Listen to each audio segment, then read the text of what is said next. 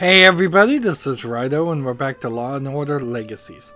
So we're in an interesting position because since this is a game based on the Law & Order TV show, unless the Law & Order TV shows were an hour and 30 minutes long or 2 hours long, which I don't believe they were, that would be incredibly long. Honestly, they're probably closer to 40 or 50 minutes long because of commercials.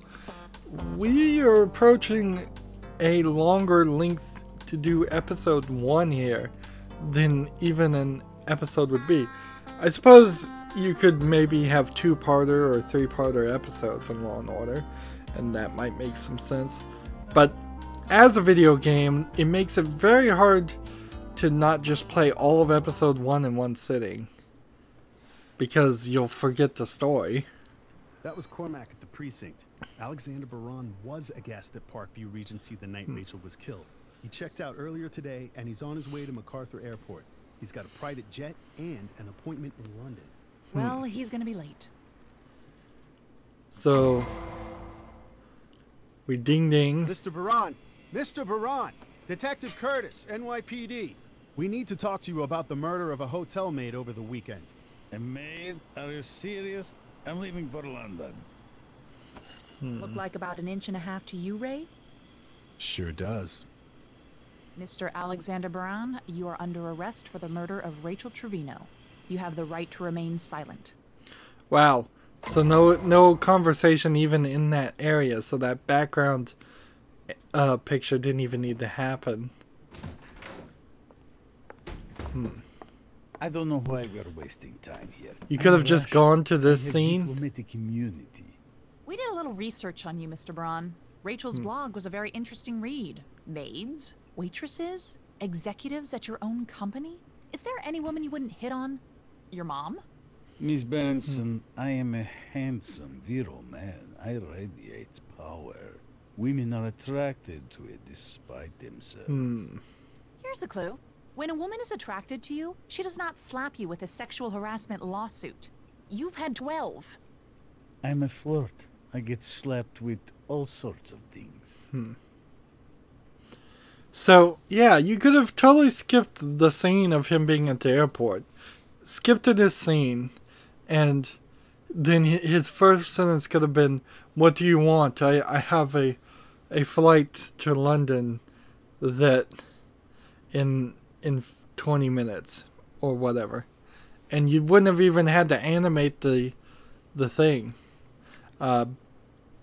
You could have just had him come in at the request of the police, or have him been brought in by a police detective. And if you did introduce a police, not a police detective, but a police officer, an in-uniform officer, if you did introduce somebody like that, he could then be reused, I imagine, in many other future scenarios. So, I guess we're just, in the next 8 questions, going to try and prove that he murdered Rachel Trevino. Let's ask about machismo and old lawsuits first. They love power. They love machismo. But most of them, when they get their hands on a stallion, all they do is complain about the ride. Am I right? Yeah. And these bloggers, they're all feminists, right? Always complaining about guys, especially macho guys. Guys like you. Sorry. My lawyers have advised me not to take bait so easily offered by a policeman. Worth a shot. Found the red herring. Let's ask about the old lawsuits. You've had 12 lawsuits? Yes, what of it? They were all resolved. I'm just impressed. I mean, you gotta be some kind of gentleman to cause that much noise. I appreciate your sarcasm, but I'm not allowed to discuss the details of my settlements. Found another red herring. So, the thing here that's odd, and we can't even look at the transcript yet, he said he had diplomatic immunity because he's Russian. He's a businessman. He's not a diplomat. You don't get diplomatic immunity just because you're in a different country than the one you have nationality to. That would be ridiculous. then every single tourist everywhere would have immunity for every country they're in. Let's ask about who first. Let's beat around the bush, I suppose, and ask about the voicemails. You had access to Rachel's voicemails, and you destroyed them to cover up your connection. Not true. I never touched the voicemails. Is this a true statement? I would say no. Oops. Rachel Wow. knew all about you. She was gathering evidence about you, about unreported assaults. Oh, that was I true wouldn't know because he anything ordered about somebody that. else to do it. I never even heard these voicemails you're so very concerned about. Interesting. Unreported assaults. Let's just go with this one, I Did you guess. know Rachel Trevino? No. We have DNA evidence that says you did. What kind of evidence? A rape kit. You don't know what you're talking about. It was completely consensual. So you do know her. You cops think you have it all figured out. Guess what? We were lovers. Is he lying about Rachel? Probably. And see, we're already at one strike, and the game is getting more difficult than it probably should be. The hotel maid said she had no boyfriends. I just remembered that. I'm not buying it. But I'm Sorry, also Charlie. playing this An earlier witness already told us Rachel straight didn't in a have row, boyfriend. And you lied about knowing her where just now. most people That's 2 wouldn't do strikes. it. A jury might Do say that. They might take a different. break When I or left two. the room, that girl was alive. Interesting. Alternate theory. Unreported assaults. So let's say, maybe this girl, Rachel, maybe she liked it a little rough. And you obliged. Consenting adults, right? Sure, completely consenting. And the cane could have been involved. Could have been.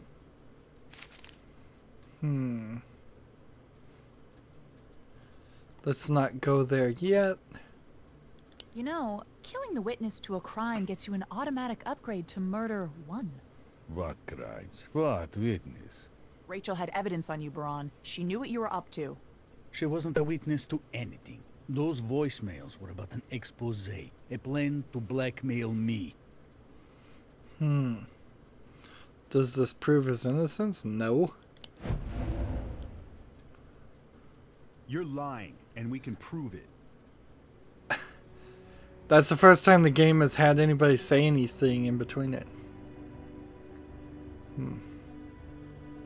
His lips are moving. Baron is likely a target for blackmail because of his wealth. Baron couldn't know what was on the voicemails unless he heard them earlier. What did he just say?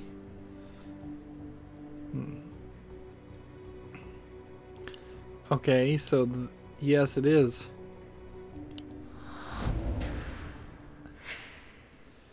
See, You just told us you never heard those voicemails, so there's no way you can know like what they were old about. school point You and heard click them adventure and you know games, it. You're looking better we're and better running for this into a murder. lot of Every lie that comes out of your instances filthy mouth.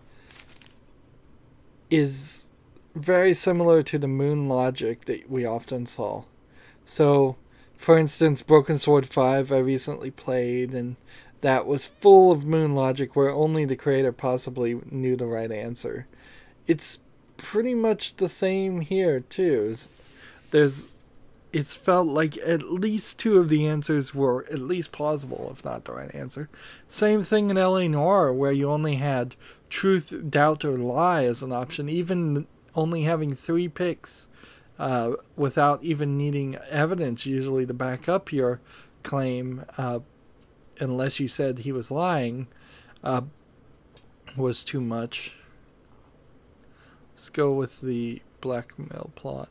Let's go to suspicious You didn't come behavior. forward when you heard about the murder. I had no reason to. A maid is killed. How is this my business?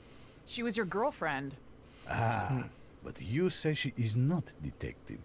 Seems like you were trying to avoid this investigation. No, I had every intention of cooperation. In fact, when you found me, I was on my way to see my lawyer. Uh-huh. In your jet. He's on vacation in Florida. No. Well, you said he was going to London. This really is just a memory game.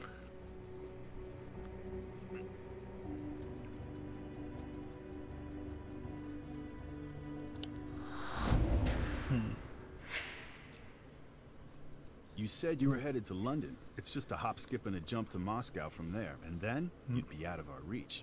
Your knowledge of geography is so American. And so we've got 2 more things. Let's, I guess, ask about the cane? Tell me how the cane fits into this scenario. Was it an accident? I'm sure it must have been. Did she ask you to use it? Yes, she asked me to do it. It was her idea. She liked that kind of thing, I guess. Like I said, it was all consensual. This girl was kinky.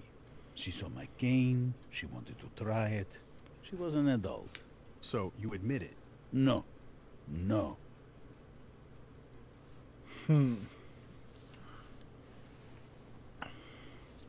So do we have any testimony?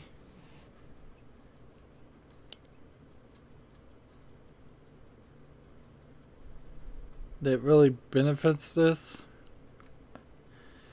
And we can definitely get a feeling that they want to go with a Law and Order Special Victims Unit element here, but they also want to sell this to kids who play the Wii, or perhaps 30-year-old, 20-year-old adults who would watch Law and Order, but that's not even I bet the main people that watched Law and Order, I imagine it was 60, 70-year-olds that were watching Law and Order, so they're trying to have it both ways and try to make it kid-friendly, but also that's not succeeding.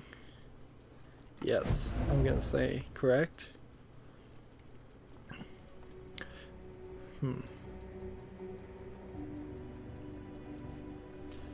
What 3 pieces of evidence best connect him directly to Rachel's death?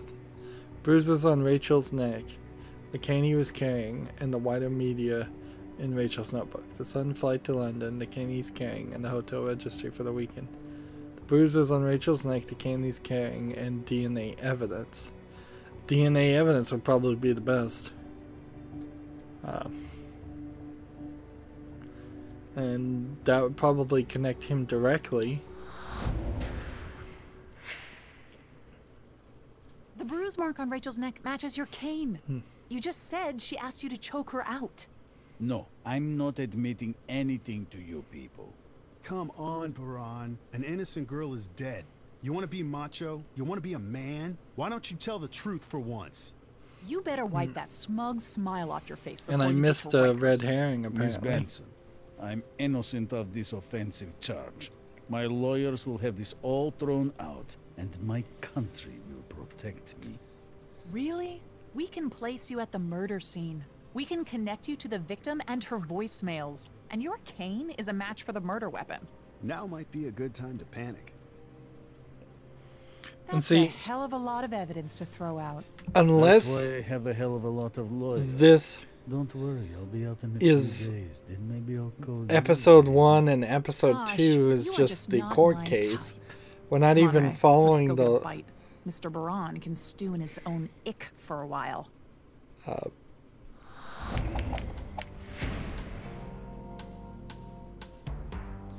red herrings found too.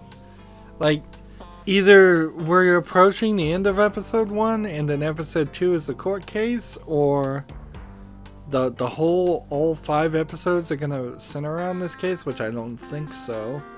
It didn't seem like that. Or we're only halfway through with the episode 1, which would be fine. As far as the game is concerned, The district attorney's office 2 to takes 3 a hours dim for the view of first rape and murder in episode. our city, Mr. Baran. Your defense is- contends you have diplomatic immunity, but the Russian consulate says you only have limited immunity. My status protects me from prosecution of any crime committed in the course of my diplomatic mission. But he's not a I met diplomat. Mr. Trevino in the capacity of a Russian media expert as a diplomat. And so now the icon has changed, And now we're doing the law instead of the order part. I don't know if these mean anything. So we're just going to have to... Oh, I bet this just fills in towards guilty or innocent. Did you meet Rachel Trevino at the Parkview Regency? She said she worked there, so we agreed to meet. And instead you slept with her? Yes. Women are attracted to me, Miss Carmichael. Not all of them. Objection! Withdrawn. What? Okay. Why would anybody object to that? It's a stupid thing to object to. Judges don't take kindly to objecting out of the blue. So here we have very foggy faces in the background. Again, this looks 3D, but this might just be painted or drawn. I don't understand why he would have any immunity at all. That part has not been explained well. So let's go with that. So your immunity status is based on your acting as a diplomatic agent. But this is the first we've heard that you were meeting Rachel Trevino in that capacity.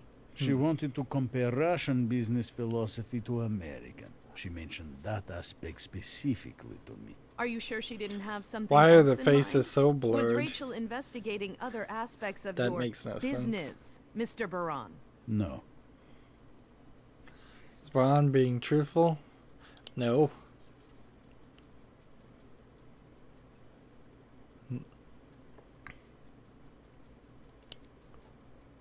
Is Braun being truthful? No. Correct.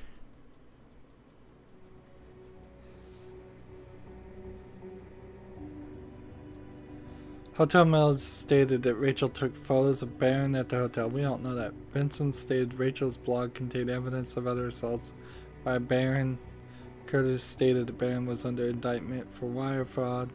Baron destroyed voicemail, indicating his guilt. And we get a excellent work counselor this time. Investigated Rachel's blog. She was gathering minute, there's- evidence that you were a sexual predator. Something weird here. That was for my daughter, you bastard! Bailiff, restrain that man. Order, order. Someone grab him! My baby, you murderer! Weird. So that lady is not one of the lawyers that I thought we'd see at the beginning of on the logo. American justice. Headlines go on. The people love this guy. Chavez Trevino. He killed the smug bastard who killed his daughter. Of course they love him. How the hell did he get a gun into the courtroom? Good This is gonna get question. messy quick. I say we charge him with voluntary manslaughter and let it go. Abby? You know what keeps me up at night? What if his aim was off? Just slightly. I wouldn't even be here to answer your question, Jack. You're right. I'm not setting a precedent for street justice in our courtrooms, despite what the people think they want. Prove it was premeditated. Hit him with murder one. You got it, boss. And do not involve that lady. How does your client plead, Ms. Mullins? Not guilty. Be advised, we're going to mount a diminished capacity defense. The defendant is a Gulf War vet who suffers from chronic post-traumatic stress disorder. We will show that Mr. Trevino was under extreme emotional distress at the time of the shooting and is therefore not eligible for murder one. Any issues, counselor? None, Your Honor. Defense has briefed us already. This doesn't change anything. She We're should moving ahead with totally murder one. recuse Focus herself. on the premeditation. As a witness to the crime. How am I going to play this game? Like, literally, I guess we're back into a tutorial mode now for the court case. First witness is Detective Benson. As an eyewitness, she will testify the facts of the shooting and give the jury an unbiased picture of the killing. What? As an eyewitness, she will testify to the facts of the shooting and give the jury an unbiased picture of the killing. That is completely untrue. First of all, as a police officer, she is going to heavily favor the prosecution, and all eyewitness testimony has been proven over and over again to be very, very infallible. Not infallible, fallible. Very, very iffy. Let's just say that. People's memories can instantly change. Just think, have you ever had an argument where you heard somebody say something and then you call them on it and then they say, no, I didn't say that. I said something different. They happens all the time. And it's not just because people lie. It's also because people don't remember what they said or what they saw. To help your case, focus on the pertinent details of the shooting and not the public outcry.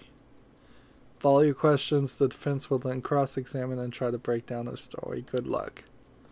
So, what could we possibly pick here? We don't want public opinion, certainly.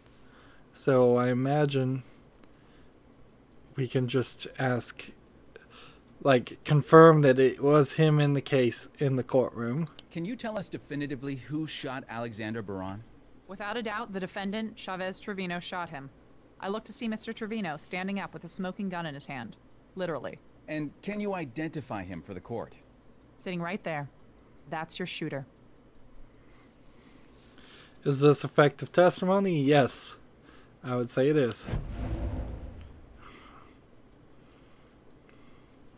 Let's see. We got +10. So it's a completely different scoring system. Watch the scales of justice meter to see whether the jury is siding with you or the defense. Perform well in the court and the scales will tip in your favor. Perform poorly and the scales will favor the defense. And I imagine you still get 3 strikes and you're out too. So it's very, very easy to mess up. The further the scales are tipped in your favor, the more likely the jury is to convict. And it also gives you more power when it comes time to plea bargain, which I suppose might happen at all times in all the cases. Wow. It's the exact same face model, just blurred for this, every single guy here. Very, very obvious. One of the reasons why I don't like Law and Order and shows like this is that it also is heavily written to impose the idea that every single person in the court is guilty, completely evil, completely wrong. Any stories I've ever seen on the shows like this where somebody was found innocent, it was completely because it was a fluke misjustice. Clearly the person was guilty anyways, but they somehow got away with it. There's very... I don't think there's ever stories where, like, the police have the wrong person. And police being human, prosecution being human, it shouldn't be a 100% conviction rate in the courtrooms, and it sadly is far too close to being that. What makes this effective is the question as we get the music back in. Police officers never lie. Here we go, right there. I would hope if I clicked this it would say incorrect.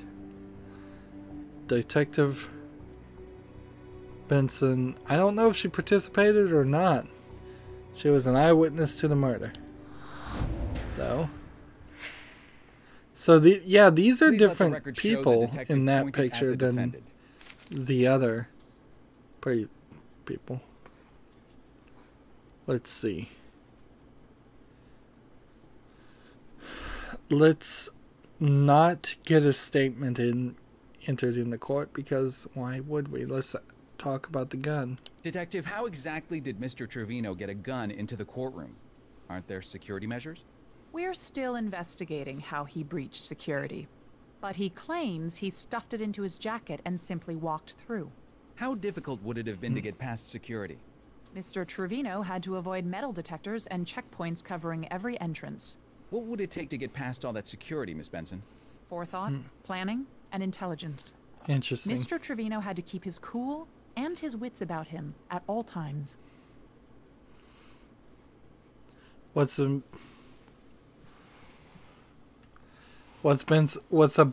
doing? What's Benson doing? Won't this testimony help the defendant? No, it won't help the defendant at all. It's clearly showing that he didn't have diminished mental capacity. That he planned and plotted this, which is murder one.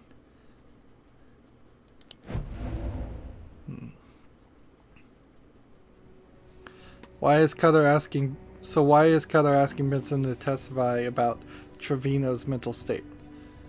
To establish that Trevino was not under extreme emotional distress when he acted. To establish grounds for a mistrial. To cast out whether Trevino was the shooter. To establish if Benson is an experienced law enforcement officer. Usually when you swear in expert testimonies or witnesses like this, you would say this person's a police officer and cover their experience. Yeah, so there's Actions 9 inconsistent characters with someone under emotional distress. in this game, In my apparently. view, yes. So the next thing that we would want to do is the statement to the police and steer it away from public opinion. After the shooting, Mr. Trevino made a voluntary statement to you about why he shot Mr. Baran. True? Yes. What did he say? He said Mr. Baran had to die. He said Mr. Baran was going to claim immunity, escape prosecution, and run back to Russia. Interesting. So now we ask about motive.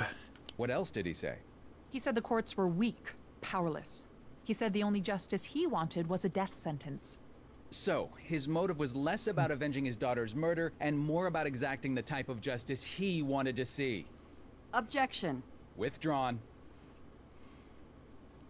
Apparently you don't lose any points for objections or withdrawals. That they're just in here because the writers of the story have heard that on TV before. Although, in fairness, this is actually something you probably should object to, is the lawyer testifying, but you could phrase that different ways and get it through. Good job. Occasionally a well-aimed jab at the defendant can score points with the jury even though you have to withdraw it. Interesting. Is there any doubt as to the circumstances of the shooting, Detective? None. Mr. Trevino shot the defendant in front of witnesses and admitted to the murder afterward. I wish every case was this simple. Thank you, Detective. Your Honor, the people rest. No further questions for this witness. For this testimony, the jury sides with the prosecution. You won by plus 50 points. Overall, the jury likes your case a little bit. You are ahead by plus 50 points. Interesting, but it seems like it's gonna just keep going too. Wow. And see, at this point, we've been playing for about an hour and a half. So we are now halfway through the second part of a 2-part Law and Order episode, it feels like. And the story is very loosely connected. They just needed us in the court case trying to do a tutorial court case, I suppose. And they're not doing it like Law and Order, I think, does it. Like, again, I don't watch the show, but I'm pretty sure it's split between the law side, and then you skip to the order side, and then you skip to the law side, and then you skip to the order side a little bit. Typically when you're making a show, you would have A-B filming, where there's an A team and a B team filming different scenes at the same time. So some actors are in one with the B team, some actors are with the A team. It makes it more efficient and allows you to quickly produce an episode for a TV show. Anyways, that's gonna be it for this recording. As always, I ask you to like, share, subscribe, comment, and watch every second of my videos. If you want a friend or follow me on basically any social media sites, there's a whole bunch of links down below. Thank you for watching. Have a good evening.